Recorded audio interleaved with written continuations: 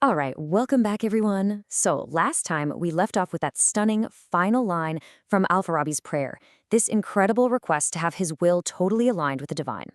Today, we're going to dig into the brilliant and kind of paradoxical philosophy that suggests this isn't just wishful thinking. It might actually be a logical possibility. But first, as always, our quick disclaimer.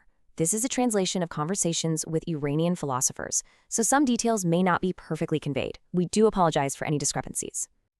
Yeah, this was the line that just, wow. Make my desire that which you desire. I mean, it's such a profound statement of surrender, right? It's pretty much the ultimate goal of any spiritual path, but it also throws up this huge, seemingly impossible wall. I mean, think about it. How can we, with our limited, finite minds, ever really connect with, let alone align with, an infinite reality? It feels impossible. There's this massive gap between our world and the divine that just seems unbridgeable. And that's the central mystery we're going to explore today. So that brings us to Section 1, the impossible bridge. First, we've got to really wrap our heads around the fundamental problem Farabi was wrestling with, a challenge that has stumped thinkers for centuries. Okay, so here's the heart of the problem.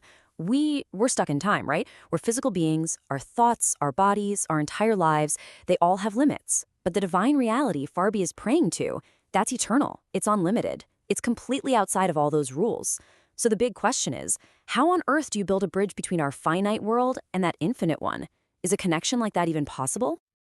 Well, this leads us right into Section 2, Thought's Great Paradox, because Farabi finds the key to building this impossible bridge in the most amazing place, inside our very own minds.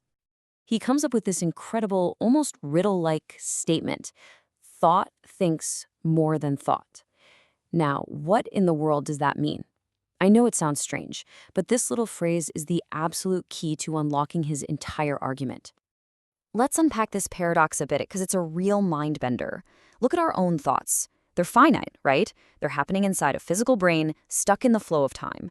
But, and this is the wild part, that same limited, finite thought can come up with the concept of the infinite.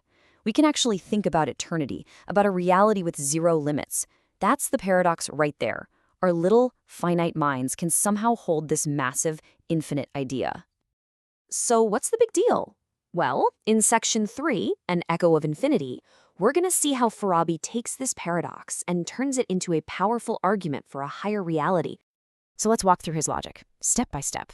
Okay, step 1. My thought is finite. We've established that. Step 2. But it can somehow grasp the idea of the infinite. Now, step 3. This is the big leap. Farabi says, wait a minute.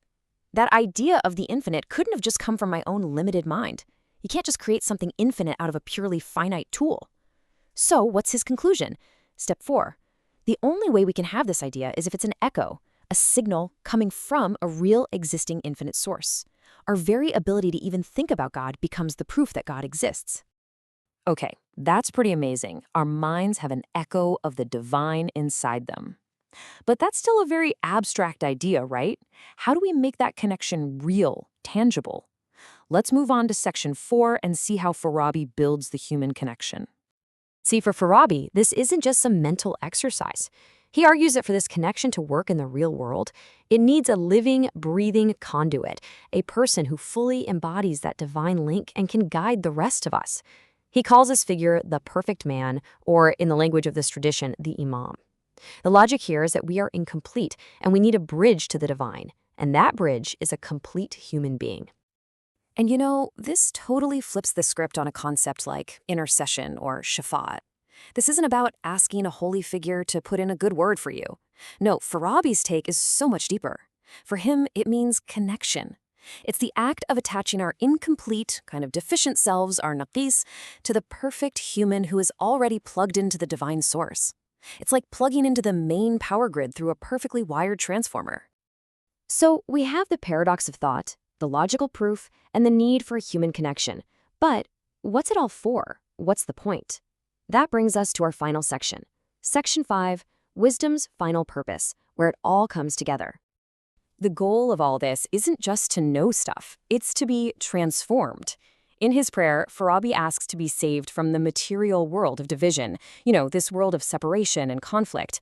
The whole aim is to join the companions of sincerity by moving from a state of being many separate things to a state of unity.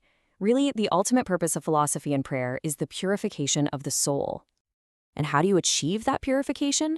Well, Farabi tells us directly in another incredible line from his prayer, "Purify my soul with the lights of wisdom." For him, wisdom isn't just collecting facts. It is the very tool you use to cleanse yourself, to make that connection to the infinite real, and to finally truly be able to say, "Make my desire that which you desire."